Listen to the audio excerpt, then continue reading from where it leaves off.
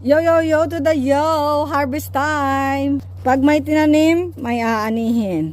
Huwag kang umasang nagtanim ka ng saging, aanin ka ng kamote. It's the same thing like this. Ito na siya, oh. Ito talaga yung pulang kamote. Ang tibay ng, ito yung niya, pinaka-stem niya, guys. Pero yung violet na kamote, ganito naman ang stem. Violet din, ayan siya, oh. Violet din ang niya, ang stems niya. So, hindi ko pa nakalkal. Ay, shit. Sorry. Nakakalkal na talaga siya. Ayun, oh. Makakalkal mo na rin talaga. Ito naman yung pula, ah. Ngayon ko lang ito nakita. Ang laki, oh.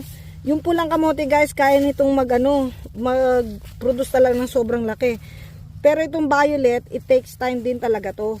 Nagpo-produce din to ng malaki, parang ube. Ayan siya, oh.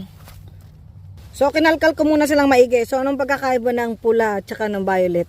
Actually, mas masarap to, guys. Ayan na siya, oh.